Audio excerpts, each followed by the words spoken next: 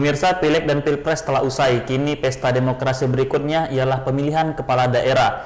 Di beberapa daerah sudah mulai memanas, termasuk di Kota Batam. Bahkan sejumlah nama pun mulai bermunculan yang kabarnya akan turut berkontestasi pada perebutan kursi Batam 1 nantinya. Lantas bagaimanakah dinamika yang sudah mulai terbentuk saat ini, dan siapakah sosok yang layak untuk memimpin Kota Batam berikutnya?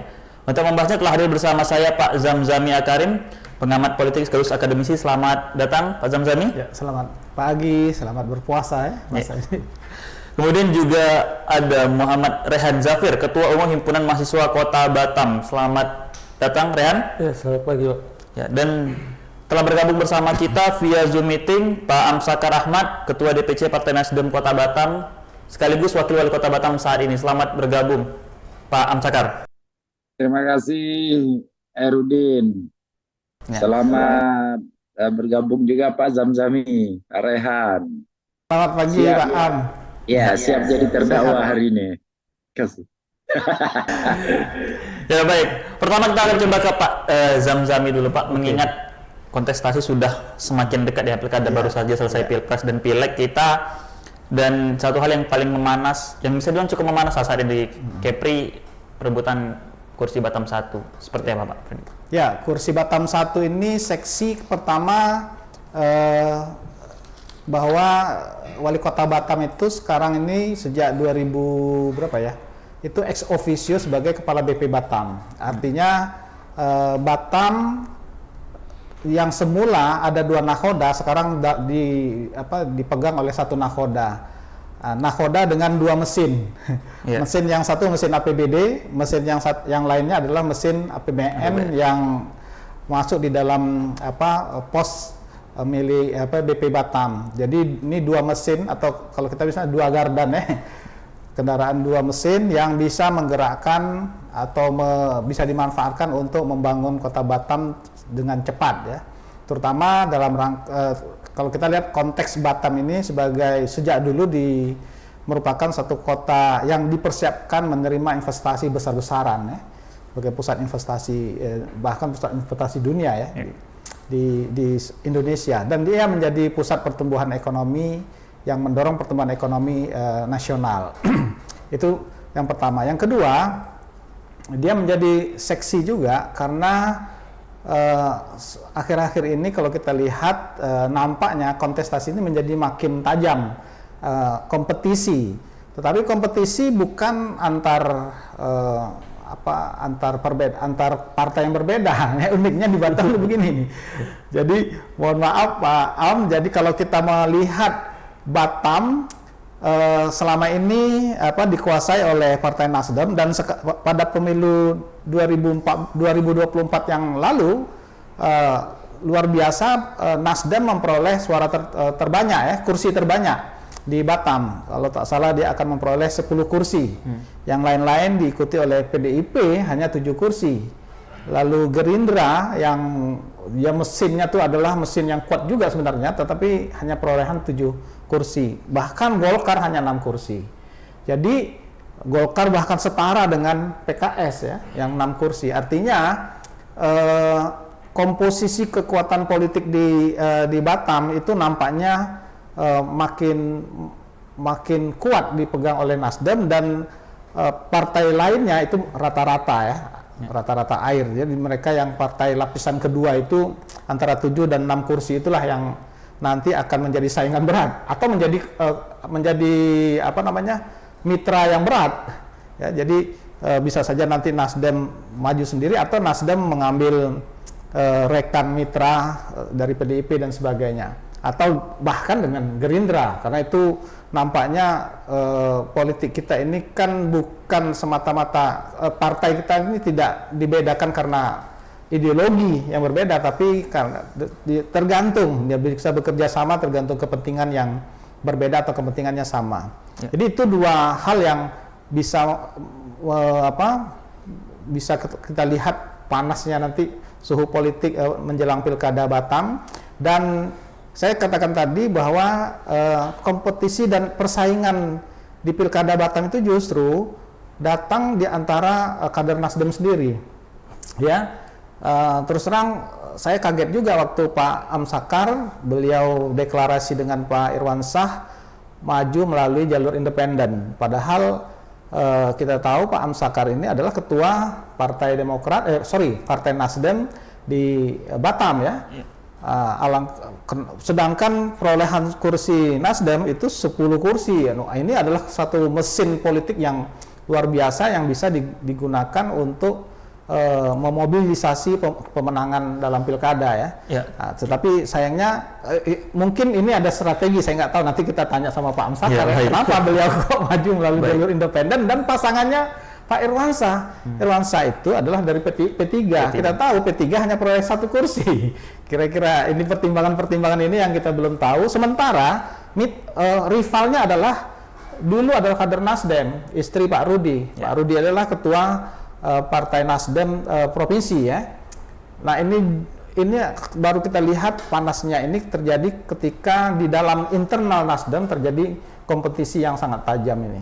Itu barangkali yang bisa jadi catatan sementara kita. Ya baik, kita lihat saat ini sudah mulai ramai pemberitaan, muncul beberapa nama yang dikabarkan siap dan akan berkontestasi. Kita sebut saja misalnya tadi Pak Amsakar, kemudian juga Bu Marlina Agustina, kemudian juga ada Pak Taba Iskandar, dan mungkin nanti akan ada beberapa nama lainnya. Satu hal yang tadi menarik, kita lihat bahwa persaingan tidak hanya muncul dari satu partai, dari antar partai, tapi juga dalam satu partai yang sama. Tapi bukannya ini hal yang biasa dalam sejarah, karena kita lihat berikut sebelumnya juga Partai Nasdem juga mengusung. Ya, dalam konteks politik Indonesia barangkali sejak reformasi memang hal yang biasa terjadi.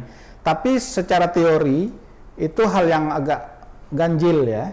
Mestinya partai politik menjadi saluran kendaraan bagi kader-kadernya untuk memperjuangkan kepentingan-kepentingan politiknya, kemudian memperjuangkan kepemimpinan politik dan mengkader pemimpin-pemimpin politiknya untuk duduk dalam jabatan-jabatan politik, eksekutif maupun legislatif.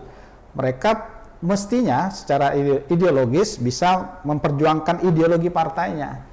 Tetapi kalau seandainya di dalam satu partai terjadi persaingan, itu ada beberapa kemungkinan berbeda ideologi, tapi kemudian yang paling jelas kalau dalam satu partai itu sudah terjadi kompetisi atau terjadi konflik seperti itu pasti berbeda kepentingan. Partainya tetap sama, tapi kepentingannya berbeda, sehingga kita akan lihat macam-macam kader-kader partai yang bisa maju tidak melalui perahu partainya, walaupun dia tetap masih di partai itu. Itu sejak reformasi ya. Baik, menarik. Berarti ada beberapa hal yang nampaknya hari ini perlu kita konfirmasi langsung ke Pak Amsakar, karena beliau juga selaku ketua DPC Partai Nasdem ya.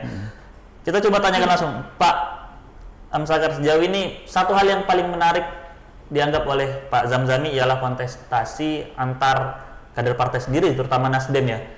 Kita tahu ada 2 nama, ada nama Pak Amsakar sendiri dan juga ada nama Bu Marlin. Seperti apa Bapak memandang ini, Pak? Ya, terima kasih Dinda Herudin, Pak Zamzami, dan Dinda Rehan. Saya mungkin ingin mengatakan pertama bahwa politik itu memang sesuatu yang berkembang dan bisa terus bergerak, sangat dinamis lah. Dan salah satu dinamika politik itu antara lain biasa. Di dalam internal ada kompetisi, apalagi dengan eksternal. Jadi saya selalu mengatakan bahwa politik ini tidak selamanya harus kita maknai 2 tambah 2 sama dengan 4, tapi 2 tambah 2 sama juga dengan 10 kurang 6, 2 tambah 2 sama juga dengan 2 pangkat 2, 2 tambah 2 sama juga dengan 100 kurang 96. Jadi banyak sekali tafsir di dalam menyikapi ria-ria paksi-paksi atau friksi-friksi politik. Itu yang pertama yang saya sampaikan. Yang kedua, sebenarnya sudah jauh-jauh hari saya berstatement di berbagai kesempatan di media bahwa memang saya mempersiapkan diri untuk maju dalam kontestasi 2024 yang akan datang. Mengapa saya maju, Den? Pertama, saya ini sudah berumah di Pemku itu 26 tahun. Hampir separuh perjalanan usia saya habiskan di rumah besar yang bernama pemerintah Kota Batam. Oleh sebab itu, saya kira menjadi wajarlah kalau saya ingin berbuat bagi rumah besar yang sudah saya huni hampir separuh perjalanan usia ini. Yang kedua, saya sudah 2 periode bersama Bapak Wali Kota Batam. Selama 2 periode kami bersama, insya Allah saya bukan orang yang ditakdirkan menusuk di tengah jalan.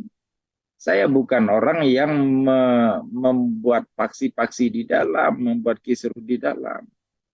Saya all out bagaimana kebijakan yang dibuat oleh wali kota, wakil wali kota itu bisa tetap berjalan seiring dan seirama. Ini yang argumentasinya mengapa saya mengatakan saya tak memiliki alasan untuk tidak maju. Yang ketiga, saya sudah membaca berbagai hasil survei, termasuk survei yang saya laksanakan dengan support dari Pak Burhanuddin Muhtadi dari Indikator. Survei ini memberikan gambaran bahwa ada lebih dari 57-58% warga Batam yang mengharapkan saya maju ke depan. Itu dengan catatan ya masih ada 11,8% sampai 22,4% yang kalau kita anggap ini sebagai golput, swing voters, maka sebenarnya angka kita ini sudah mendekati 74 sampai 76%. Terlalu naif kalau suara publik yang sedemikian itu harus kita abaikan. Nah ini yang persoalan yang mengapa saya memilih jalan untuk maju di 2024. Bahwa kemudian ada perkembangan. Perkembangan mana? Bahwa ada juga sahabat saya yang juga kelihatan memiliki minat yang sama. Saya kira tidak masalah. Selama dia dilakukan secara bijak, secara bermartabat, secara terhormat, rivalitas ini sebenarnya bisa menumbuhkan kreativitas, bisa mendorong lahirnya gagasan-gagasan yang brilian.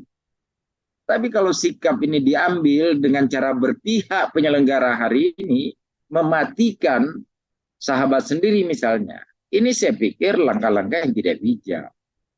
Oleh sebab itu saya melihat rivalitas ini memang menjadi semakin melebar. Tidak masalah, kalau saya welcome aja dengan persoalan ini.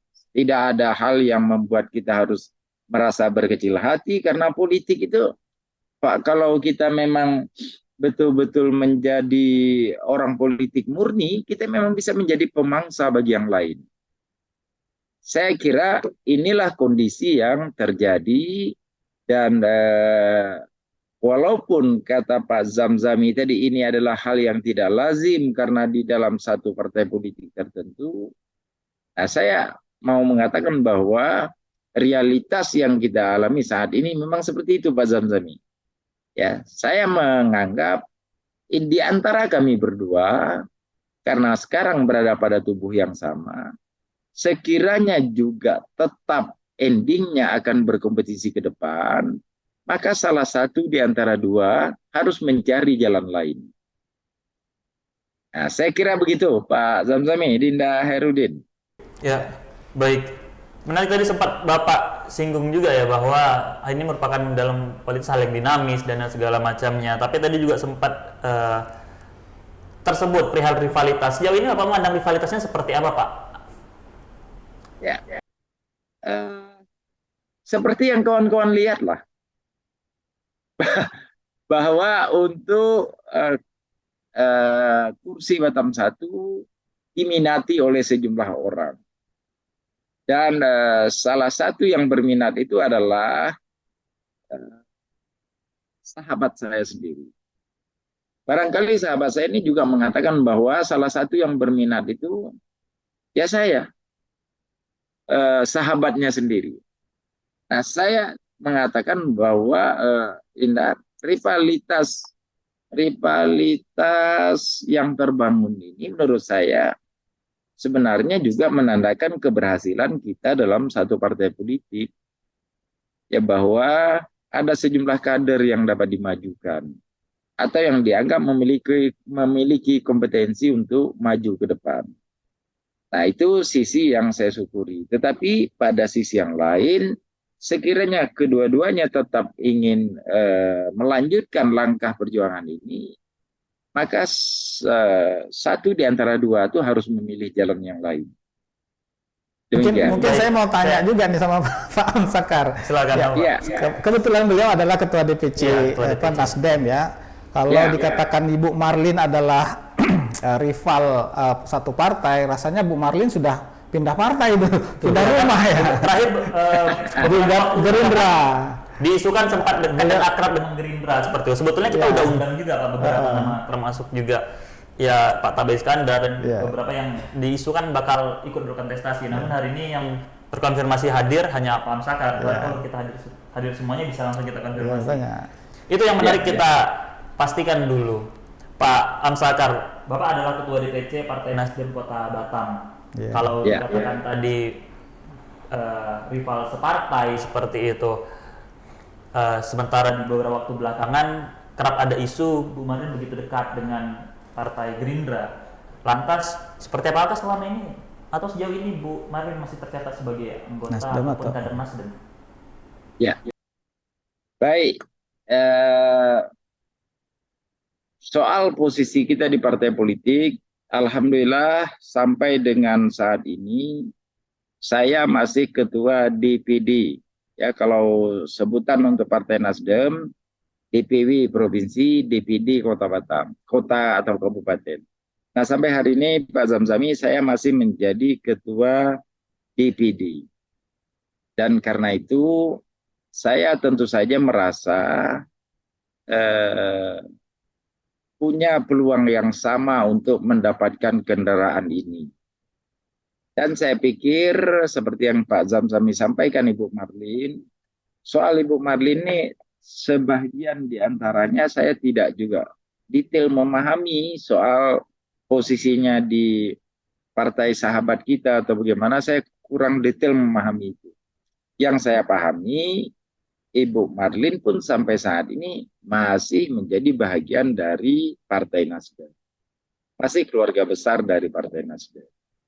Bahwa kemarin pernah menjadi bagian dalam perjuangan salah satu kontestan presiden, ya itu biasa juga. Di tengah-tengah warna kecenderungan partai di warna yang sama, warna tertentu, biasa juga ada orang yang pindah ke warna yang lain. Nah, soal ini saya sama sekali tidak mau merisaukan itu.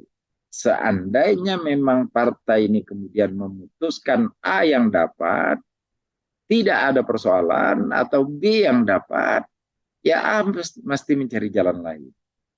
Artinya soal independen dan sebagainya yang dipahami oleh kawan-kawan, ini sebenarnya Pak Zamzami, Dinda Rehan, lebih kepada reaksi saya atas harapan dari para relawan saya.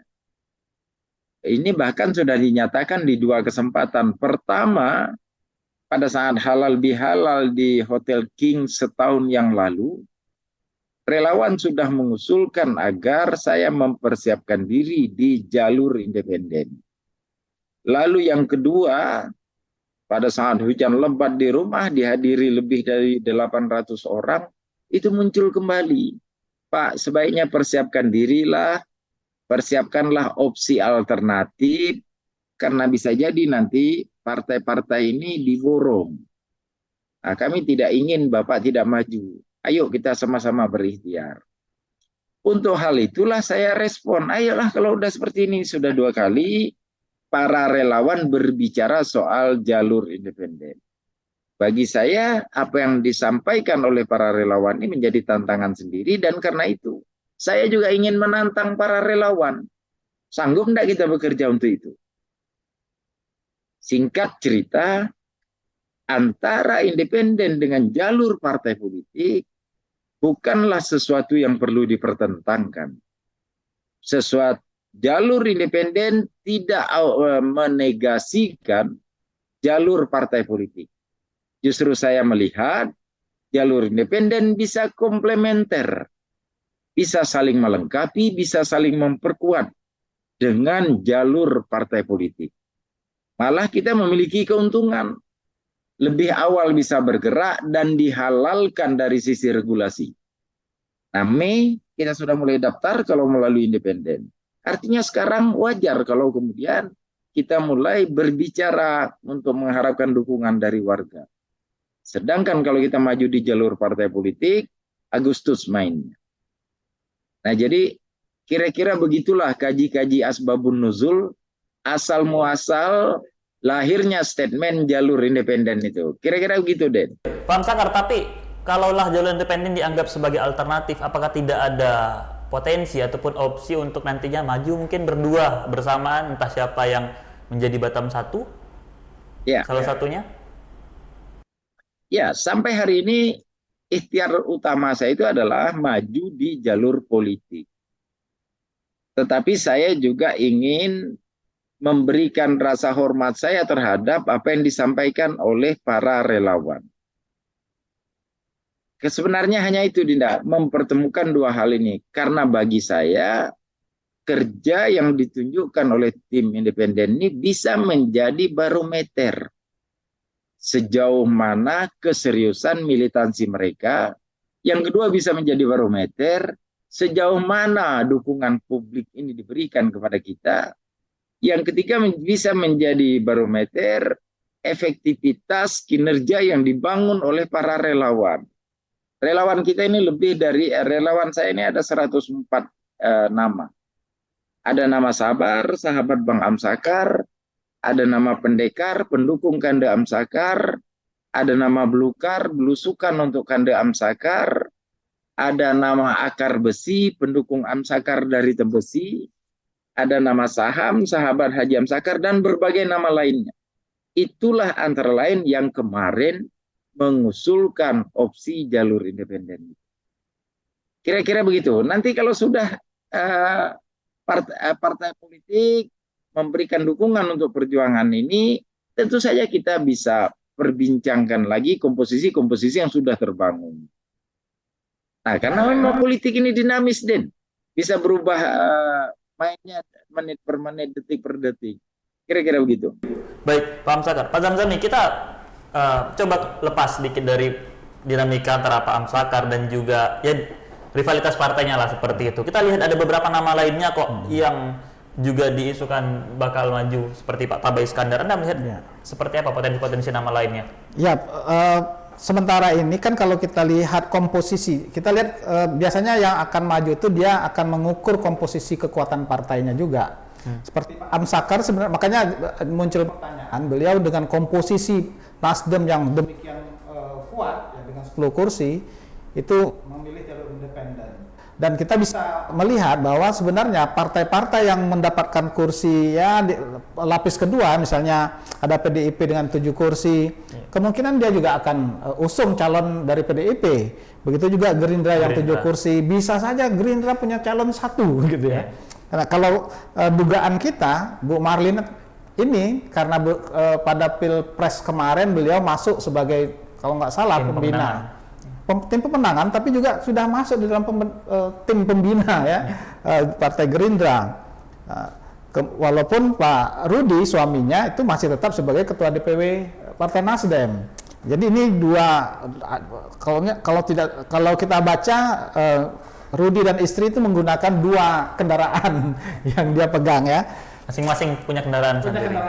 Mungkin. Nah, nanti kita akan bisa lihat kenapa bisa dianalisis juga lah apa yang disampaikan oleh Pak Amsakar tadi. Kemudian Golkar 6 kursi. Itu wajar kalau dia juga punya keinginan untuk mengusungkan calon mereka. Apalagi sosok seperti Tabai Iskandar itu kan sudah cukup dikenal ya. Sudah cukup, apalagi kemarin dalam kasus Rempang dia punya vokal ya, sikap vokal. Dan dia terpilih lagi melalui dapil yang di situ ada Rempang sebagai salah satunya ya, Nongsa dan sebagainya. Jadi juga kita belum dengar, jangan-jangan PKS juga punya calon, karena dulu PKS Ibu Suryani misalnya ya, itu kan pernah jadi wakil gubernur dan memenangkan pertarungan di Batam. Nah ini tentu PKS akan tergoda untuk memajukan calonnya. Jadi akan banyak beberapa calon. Nanti apakah mereka akan maju menjadi Batam 1 atau nanti memilih jadi Batam 2, itu lihat berapa kekuatan calonnya. Kalau sementara ini memang kekuatan, mohon maaf ya, memang kekuatan Pak Amsakar sudah dominan karena beliau sudah curi start dulu, sudah ngambil jalur independen, dan sejak lama, sejak beliau masih menjadi wakil wali kota dan nampaknya pelan-pelan berpisah jalan dengan Pak Rudi, itu beliau sudah mengambil mengumpulkan pundi-pundi suara, dukungan-dukungan yang masih loyal kepada beliau untuk bisa maju ke Batam 1, karena Pak Rudi sudah tidak mungkin lagi. Baik. Kalau kita coba tarik ulur sedikit dari Pileg dan Pilpres, Anda melihat koalisi Pilpres akankah berpengaruh terhadap Pilkada nanti? Iya, bisa saja berpengaruh, tetapi untuk Pilkada itu nanti mungkin koalisi itu akan mencair kembali. Kemarin kan membeku di Pilpres ya, menjadi 3 kubu. Nanti di dalam Pilkada saya yakin akan mencair kembali, dia masing-masing akan mencari kubu baru. Ya bisa saja nanti Nasdem akan berkoalisi dengan Gerindra atau Nasdem berkoalisi dengan Golkar, karena ini partai yang di Pilpres berbeda kubu ya, tetapi kalau untuk kepentingan pemenangan dalam kontestasi politik biasanya tidak haram berkoalisi. Kata banyak orang, pepatah mengatakan kalau dalam politik bersahabat dengan setan pun selagi dia bisa memenangkan kompetisi dijabani, kata orang Jawa. Baik, seperti itu kita lepas sejenak perihal dinamika pilkada yang nanti akan tersaji tentunya di kontestasi pemilihan kursi Batam 1 ya. Kita akan ke Rehan, Ketua Himpunan Mahasiswa Kota Batam. Sebenarnya bagaimana mahasiswa memandang kontestasi Batam 1 nantinya, karena mengingat ada cukup banyak rivalitas dan beberapa nama tentunya sudah tidak asing lagi bagi mahasiswa. Tapi jangan dijawab dulu, kita jeda sejenak.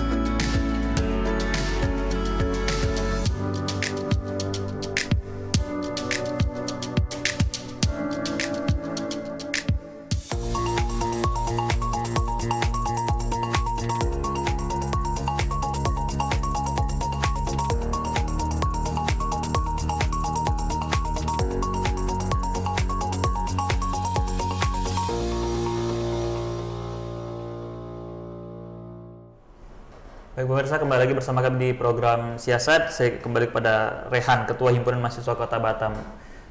Rehan, mahasiswa tentunya juga turut memperhatikan dinamika yang mulai berkembang untuk daerah kelahirannya, Kota Batam ya. Seperti apa sejauh ini, Han? Mungkin kalau dari sisi mahasiswa itu melihat pertarungan Batam 1 ini cukup panas gitu ya Bang ya. Karena sampai saat ini orang-orang yang akan mencalonkan itu masih yang muncul ke permukaan itu ada dua. Tapi di belakang itu kita melihat banyak sekali nama-nama yang mungkin bisa menemani ataupun menjadi lawan juga dari dua nama ini. Nah, kalau dari mahasiswa sendiri melihat siapa aja yang bisa naik ke Batam 1, kami memikirkan bagaimana mereka bisa memperhatikan dari mahasiswa-mahasiswa ini. Bukan hanya mahasiswa yang berkuliah di luar Kepri, tapi juga memperhatikan mahasiswa-mahasiswa yang berkuliah di dalam Kepri itu sendiri. Karena sampai hari ini saya melihat banyak sekali ketimpangan-ketimpangan yang terjadi antara mahasiswa yang berkuliah di luar Kepri maupun yang ada di dalam Kepri itu sendiri. Ya, Gitu. baik. Sejauh ini yang dilihat oleh MKB terhadap perlakuan ataupun sikap kebijakan dari pemimpin-pemimpin sebelumnya terhadap para mahasiswa seperti apa?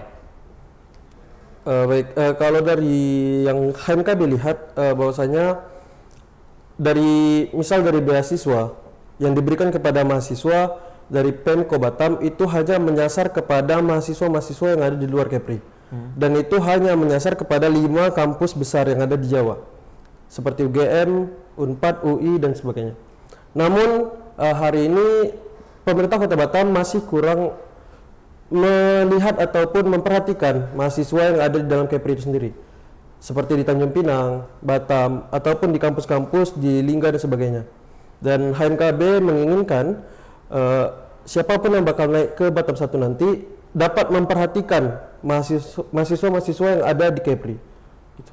Ya, baik, kita coba konfirmasi langsung ke Pak Amsakar. Pak, ternyata ada keluhan karena selama ini juga Pak Amsakar sebagai wakil wali kota Batam ya terkait dengan perhatian terhadap para mahasiswa, kemudian juga jalur pendidikan seperti itu. Seperti apa, Pak? Ya, pertama saya mau sampaikan bahwa pendidikan ini adalah investasi yang paling penting dalam perjalanan satu daerah, satu bangsa. Bahasa saya, kalau Anda ingin sukses di dunia, jawabannya adalah pendidikan. Ingin sukses sampai ke akhirat, jawabannya adalah pendidikan. Jadi kalau di mata seorang Amsakar Ahmad, yang paling penting itu untuk Batam adalah membangun, memperkuat, meningkatkan kapasitas sumber daya manusia. Nah, karena itu, soal apa yang disampaikan oleh Dinda Rehan, ya saya kira ini lebih kepada harapan mereka ke depan. Ya, kita belum dapat melihat kacamata mahasiswa, melihat bagaimana kontestasi yang tumbuh saat ini. Kalau harapan yang disampaikan oleh Dinda Rehan ini sama juga dengan harapan yang lain-lain itu. Tetap bagaimana mahasiswa di tempatnya masing-masing itu mendapat perhatian dari pemerintah setempat. Saya waktu kuliah sama sekali tak pernah ada perhatian. Dan saya berjuang sampai mendapatkan beasiswa, berhemat hidup. Ya, justru karena itu kita menjadi semakin tangguh. Barangkali kenapa Kepri dalam tanda petik merasa tidak sedemikian istimewa dibandingkan dengan kampus yang lain, itu lebih karena Kepri ini negeri sendiri. Si Rehan tinggal naik speedboat pada kisaran 100.000, jumpa mak dan bapak di Batam. Saudara kita yang dari luar daerah harus naik pesawat 1 juta lebih. Kalau mau jumpa dengan mak, bisa mingguan kalau Rehan bolak-balik. Udah baik dari Lingga maupun dari Batam maupun dari, kalau di Bintan Tanjung Pinang itu sama badan. Sebenarnya itu posisinya Rehan, kompleksitas persoalan bagi anak Kepri dalam pengertian beban itu relatif akan dapat terselesaikan karena lingkungan ini adalah tanahnya sendiri. Tapi yang di sana, yang di Jawa dan segala macam, bukan kita ingin memberikan perlakuan yang berbeda. Saya memimpikan ke depan bahwa hari ini kami memiliki beasiswa yang namanya beasiswa untuk anak berprestasi. Setelah kita dalami, ternyata anak berprestasi ini orang tuanya relatif berkemampuan. Itulah sebabnya dia berprestasi. Saya sudah evaluasi itu. Bahkan ada satu fakultas kedokteran dari UI, IPK-nya 4. Selesai dokter, IPK-nya 4. Tidak ada nilai B. Tidak ada nilai amin. Semua nilainya A. Itu orang mampu. Maka diperlukan ke depan beasiswa untuk mahasiswa, untuk anak-anak hinterland, beasiswa untuk keluarga miskin. Itu antara lain yang ada dalam pikiran saya ke depan.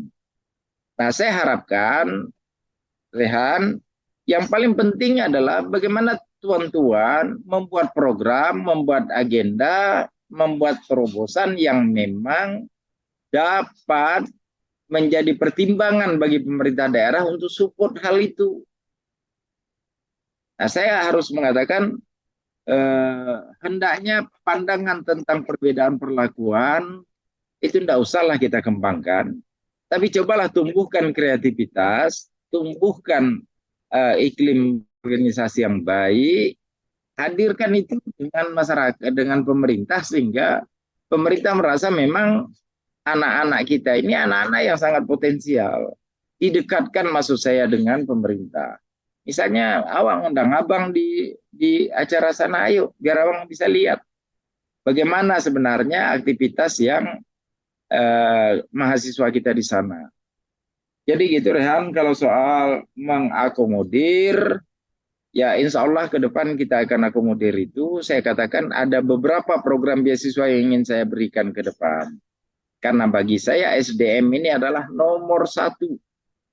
Ya, saya tidak menganggap pembangunan fisik sebagai hal yang paling mendesak.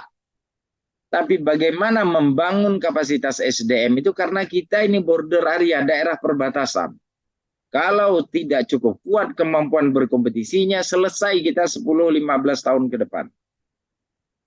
Maka untuk teraju negeri ini harus kuat, generasi mudanya harus dipersiapkan sedemikian rupa. Itu barangkali ya, Rehan. Indah Herudin ya. Rehan, kalau tadi mengutip kata Pak Amsakar, tidak perlulah narasi itu dikembangkan dan segala macamnya, karena anggaplah ini sebagai masih berada di rumah sendiri seperti itu. Seperti apa nih? Mungkin kalau kami rasa ini salah satu hal yang ketimpangan terjadi itu, karena seharusnya mahasiswa-mahasiswa yang berkuliah di kampung sendiri itu harusnya bisa mendapat lebih support, karena kita tidak keluar dari rumah. Walaupun kita dari Batam berkuliah di Tanjung Pinang, tadi Pak Amsakar juga menyampaikan mungkin orang tua bisa membantu membayar akomodasi 100.000 naik speedboat. Saya tidak mengatakan bahwa saya membutuhkan itu Pak, tapi kawan-kawan dari Himpunan Mahasiswa Kota Batam masih banyak dari kalangan-kalangan menengah ke bawah, yang artinya mereka memiliki orang tua yang bekerja sangat keras untuk mendapatkan biaya menguliahkan anak-anaknya bahkan di Kepulauan Riau itu sendiri. Gitu. Jadi kenapa saya tadi menyampaikan bahwasanya mahasiswa Kepri ini membutuhkan beasiswa dari Pemko Batam adalah agar kiranya SDM yang Bapak impikan itu dapat terlaksana dan juga terbentuk dengan adanya bantuan ataupun perhatian dari pemerintah Kota Batam gitu Pak. Ya baik, itu anggaplah itu dari sektor pendidikan. Sejauh ini bagaimana dengan perkembangan Kota Batam yang dilihat oleh MKB? Mungkin kalau dari Himpunan Mahasiswa Kota Batam sendiri melihat Kota Batam ini bergerak sangat maju dan juga pembangunan yang sangat pesat, karena mungkin di kacamata HMKB melihat bahwasanya Batam ini adalah wajahnya Indonesia. Kenapa saya mengatakan Batam ini adalah wajahnya Indonesia? Karena Batam ini berseberangan dengan Singapura, yang bagaimanapun Singapura itu walaupun negara kecil tapi mereka adalah sebuah negara maju, yang artinya Indonesia yang memiliki negara yang sangat luas juga harus bisa memberikan gambaran maju untuk negara lain gitu. Makanya kenapa Batam menjadi salah satu kota yang diusahakan ataupun dipusatkan menjadi satu wajah Indonesia. Oke, baik. Rian, kita coba ambil contoh konkret langsung di lapangan. Kita tahu beberapa waktu belakangan ya, anggaplah setahun belakangan Kota Batam kerap kali menjadi perhatian publik. Ya. Mulai dari misalkan keluhan perihal air, Ya. kemudian juga satu polemik yang paling menggemparkan ya, bahkan menjadi atensi ya di tingkat nasional, juga ada polemik soal Pulau Rempang. Seperti apa HMKB memandang itu? Baik, kalau untuk mengenai Pulau Rempang sendiri, HMKB melihat tidak hanya dari satu sisi, karena mengenai Pulau Rempang ini kita tidak bisa langsung menyalahkan pemerintah Kota Batam yang menjadi rumahnya dari Rempang itu sendiri, tapi dari kebijakan-kebijakan pusat itu sebelum ke Kota Batam itu melalui provinsi terlebih dahulu. Jadi ketika dipertanyakan pertanggungjawabannya, seharusnya yang bertanggung jawab itu bukan hanya dari Wali Kota Batam, tapi juga mungkin dari Gubernur Kepulauan Riau yang memang mengaksesikan kebijakan Rempang ini. Ya, kita juga ambil misalnya contohnya air yang sampai hari ini juga beberapa titik di Kota Batam masih mengeluhkan, kemudian juga titik banjir bisa dikatakan di Kota Batam masih cukup rawan dan kerap menjadi ya pemberitaan yang center lah di media. Seperti apa? Jika kita berbicara mengenai air ataupun banjir, itu adalah salah satu efek samping dari pembangunan itu sendiri. Jadi sama yang disampaikan dengan Bang Amsakar tadi, bahwasanya beliau tidak terlalu memfokuskan dari pembangunan itu sendiri. Karena dari pembangunan itu banyak efek sampingnya seperti air yang sering mati, terus juga pipa yang bocor karena terkena alat-alat pembangunan atau alat-alat besar, terus juga banjir. Jadi dari pembangunan itu sendiri membutuhkan waktu yang cukup panjang untuk sampai menjadi sempurna. Dan ketika hari ini masih terjadi banjir ataupun masih terjadi air mati di Kota Batam, itu adalah efek samping dari pembangunan yang sangat membabi buta. Sangat Gitu. efek samping dari pembangunan yang sangat membabi buta. Rian menilai itu adalah hal yang biasa atau seperti apa? Mungkin untuk saat ini kami melihat itu sebagai tidak bisa dikatakan hal yang biasa. Ya, wajar tapi. Bukan. Tapi inilah cara Kota Batam untuk menjadi salah satu kota sentral gitu di Indonesia. Ya, baik. Kita coba kembali ke dinamika kontestasi pilkada nantinya. Pak Amsakar, terakhir juga belakangan bukan hanya Bu Marlin yang diisukan dekat dengan Gerindra, Bapak juga diisukan dekat dengan partai lainnya seperti Golkar terakhir yang bisa dikatakan menyatakan dukungannya terhadap Bapak. Seperti apa, Pak Amsakar? Ya, yang pertama saya ingin sampaikan terima kasih saya kepada keluarga besar Partai Golkar yang membuka ruang bagi saya untuk membangun komunikasi politik yang sehat. Dan sampai sejauh ini, alhamdulillah, respon dari keluarga besar Partai Golkar untuk kontestasi ke depan ini sungguh sangat-sangat membesarkan hati. Itu yang saya ingin sampaikan. Terus yang terbaru kemarin pada saat buka bersama,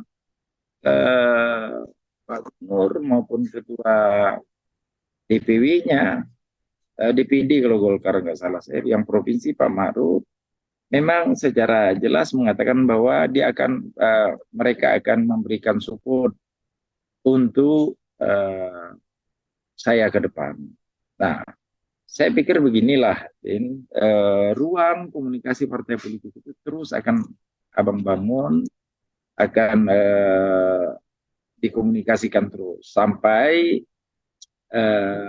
hari hanya nanti kita akan dapat melihat bagaimana komposisi koalisi yang terbangun lintas partai untuk pencalonan ini ke depan. Saya tetap berusaha merapat ke beberapa partai yang lain, dan saya pikir sahabat saya juga melakukan hal yang sama. Bagaimana nanti efektivitas pergerakan kita, sepanjang dia memang betul-betul berjalan efektif, sepertinya akan ada dua kontestan yang akan berkompetisi ke depan. Tapi kalau seandainya perjalanan ini, bangunan koalisi ini mengalami banyak hambatan, sangat mungkin akan ada lebih dari 2 calon. Nah ini yang tadi kan Pak Zamzami sudah sampaikan bahwa partai besar dan partai menengah di Batam ini berpotensi untuk mencalonkan dirinya sendiri sebagai kontestan ke depan. Ada partai yang suaranya 76 itu berimbang, ada Golkar, ada PKS, ada PDI, ada Gerindra, Nasdem ini yang dapat 10 kursi, yang lain pada kisaran 7 dan 6 kursi, dan itu ada 5 sampai 6 partai yang mendapatkan perolehan yang seperti itu. Jadi saya terus akan bergerak untuk melakukan komunikasi politik ke jalur-jalur partai dengan harapan semoga 10 kursi untuk memenuhi komposisi 20%. Ya, itu dapat kita capai, dan saya optimis saya bisa mencapai itu. Saya kira begitu, Pak.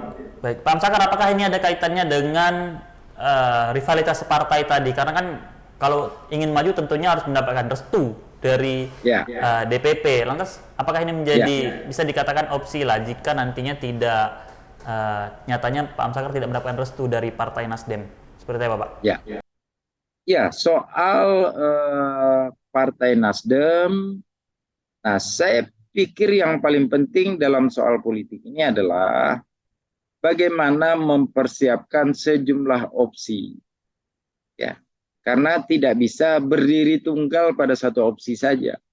Tidak bisa. Tadi saya sebut 2+2 dalam politik ternyata bukan 4.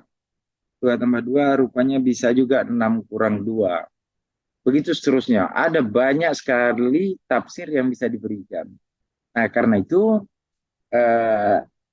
saya makin banyak teman-teman yang bisa berkoalisi, itu menjadi harapan saya. Nasdem misalnya nanti dapat dengan Golkar, mudah-mudahan bisa dengan PDI Perjuangan, mudah-mudahan bisa dengan PKB, mudah-mudahan bisa dengan partai-partai yang lain. Ya, mudah-mudahan itu bisa terbangun. Makin banyak koalisi yang kita bisa bangun, ya saya pikir makin baik. Bahwa kita terpakai atau tidak pada salah satu partai, saya tidak merisaukan itu. Kalau misalnya Amsakar dianggap tidak memiliki kompetensi, harus dikeluarkan dalam satu partai politik tertentu, ya silakan dikeluarkan. Saya tidak ada persoalan itu. Yang paling penting bagi saya adalah terus saya bergerak untuk membangun koalisi ini. Itu satu. Yang kedua, sebagai kader memang saya belum dapat berbicara detail dengan ketum kami. Karena konsentrasi sekarang masih dalam kancah Pilpres, dan itu baru saja diumumkan. Nah, saya pasti akan menyampaikan perkembangan terkini tentang Batam dan Kepri. Ya, saya minta pertimbangan kepada beliau, langkah-langkah apa yang harus saya lakukan.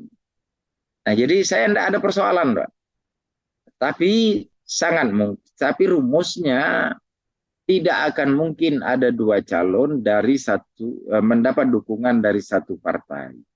Itu aja logika sederhana. Tidak akan mungkin ada 2 calon mendapat dukungan dari satu partai.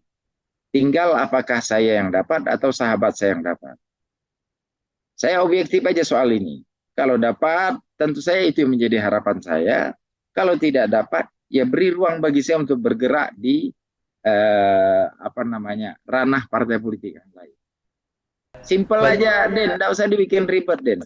Baik. Terakhir, Pak Zamzami. Nyatanya semua juga kata Pak Amsakar, saya juga berusaha membuka ruang koalisi dan komunikasi yang baik terhadap parpol lain. Seperti apa Pak Zamzami? Ya, kalau kita dengar apa yang disampaikan oleh Pak Amsakar, kita bisa menangkap nuansa atau atmosfer politik yang sekarang sedang melingkupi atau menaungi posisi para calon, terutama kalau kita bicara tentang Pak Amsakar sekarang, ya tentu saja saya bisa membaca bahwa apa yang dilakukan oleh Pak Amsakar melalui jalur independen ini adalah dalam rangka mempertahankan momentum, menjaga dukungan konstituen semua supaya mereka utuh Sementara untuk dapatkan dukungan partai, nah itu adalah opsi berikutnya. Kenapa? Memang saya rasa beliau juga sudah mempelajari bagaimana perilaku politik partai-partai kita sekarang ini, bahwa kemungkinan diborong, tadi kan beliau kemungkinan akan diborong. Nah, kalau sudah diborong, lewatlah kita ke Taman Amsakar ya kan. Nah, saya kira ya perilaku seperti ini kemungkinan saja terjadi karena kita baca hasil survei oleh Burhanuddin Muhtadi di dalam buku terbarunya di cetakan kelima ini tentang politik uang itu vote buying, memang rasanya masyarakat kita ini sudah sangat terlalu permisif, terlalu membenarkan perilaku money politik, bahkan menjual beli kendaraan dan sebagainya. Ya, kalau ini yang terjadi ya kita bisa maklumi apa yang dipersiapkan oleh Pak Amsakar ini. Partai-partai saya kira nanti mereka juga akan hitung-hitung. Sebenarnya partai tak mungkin dia akan bertarung mengusulkan calon kalau akhirnya kalah. Ya, mereka pasti akan memasangkan kandidat calonnya untuk menang atau dia bergabung dengan calon menang. Dia akan bergabung dengan calon menang supaya nanti pada ketika pemerintahan terbentuk, ya paling tidak mereka bisa ikut menikmati kue kemenangan tersebut. Mereka tidak akan mau bergabung dengan calon kalah, karena calon kalah itu nanti kalau orang Melayu bilang seperti mentimun bungkuk, dia ada tapi nggak masuk hitung gitu ya. Nah itulah sebabnya menurut saya komunikasi yang dilakukan oleh Pak Amsakar, mungkin nanti akan banyak lagi calon-calon yang lain yang belum bermunculan, sekarang sedang membangun komunikasi atau mempersiapkan diri menunggu proses persidangan di MK nanti ya. Tapi saya yakin bahwa partai-partai yang membeku di dalam koalisi nasional itu pasti akan mencair dalam pilkada nanti. Nah, kalau mencair artinya yang tadinya berseberangan bisa berangkulan. Yang tadinya berangkulan bisa saja nanti akan berseberangan. Bahkan dalam satu partai yang tadinya satu partai bisa saja akhirnya memilih jalan masing-masing. Nah, itu yang kita akan lihat dalam beberapa bulan ke depan menjelang bulan Agustus pendaftaran calon dalam pilkada Batam nanti. Tapi kita memang harus catat juga bahwa memang Batam memang membutuhkan satu kepemimpinan yang mungkin kalau dikatakan tadi oleh Ade Rehan bahwa Batam sudah bagus, sudah baik, maka kepemimpinan berikutnya adalah kepemimpinan yang melanjutkan ya Pak Amsakar kan walau bagaimanapun juga dia merupakan incumbent sebenarnya ya, calon yang akan meneruskan estafeta kepemimpinan Batam setelah tadinya jadi wakil, nanti dia akan masuk menjadi Batam 1. Nah tentu saja dia punya pengalaman, punya pengetahuan tentang pernak-pernik dan dinamika pembangunan di Batam, terutama hubungan antara Pemko Batam dengan BP Batam yang dari dulu sebelum terjadinya ex officio jabatan wali kota dengan kepala BP Batam itu selalu tidak sinkron ya, artinya perencanaan pembangunan, proses pelaksanaan pembangunan sering terjadi tumpang tindih. Nah sekarang kan sudah dalam satu nakoda, artinya perencanaan itu bisa menjadi lebih terkoordinasi dan bisa lebih sinkron untuk membangun kota Batam, baik melalui pemerintah kota yang dipilih melalui secara jalur demokrasi maupun di BP Batam yang merupakan instrumen pemerintah pusat untuk pembangunan kota Batam. Nah ini saya kira dinamika seperti inilah yang menentukan masyarakat membutuhkan kepemimpinan seperti apa. Baik. Baik. Terakhir, Rehan, kepemimpinan seperti apa yang dimimpikan oleh dan didambakan oleh para mahasiswa nantinya? Terlepas dari siapapun yang maju dan dinamika seperti apa yang terbentuk. Jadi mungkin harapan dari kami mahasiswa Kota Batam mengharapkan pemimpin yang dapat melanjutkan keberlangsungan dari Kota Batam itu sendiri, baik itu dari pembangunan, terus juga pengembangan sumber daya manusia dan juga hal-hal lain. Harapan kami ke depannya mungkin pemimpin yang akan duduk di Batam 1 bisa menjadi wajah dari Batam itu sendiri di Indonesia. dan kami para mahasiswa akan selalu melihat dan juga menjadi agent of control untuk pemerintah Kota Batam itu sendiri. Ya. Mungkin itu. Baik, pemirsa, itulah perbincangan saya dengan Pak Zamzami Akarim, pengamat politik sekaligus akademisi. Terima kasih Pak Zamzami. Kemudian juga dengan Rehan, Ketua Umum Himpunan Mahasiswa Kota Batam. Terima kasih Rehan. Ya, Bang. Dan juga dengan Pak Amsakar yang terhubung bersama kita via Zoom meeting. Terima kasih Pak Amsakar. Terima kasih, Hidayah. Ya. Baik, Masih pemirsa, ada rasa yang mau dikomentari, Den? kenapa Pak? Masih terasa macam ada yang masih mau dikomentari kayaknya. Tapi ya udah mau close pula. Mungkin nanti kita bakal jumpa, Pak. Ya baik, nanti bisa langsung ketemu langsung. Baik, pemirsa, saksikan siasat edisi selanjutnya disiarkan di YouTube Official TV dan laman ulasan.tv. Salam sehat, sampai jumpa. Terima kasih.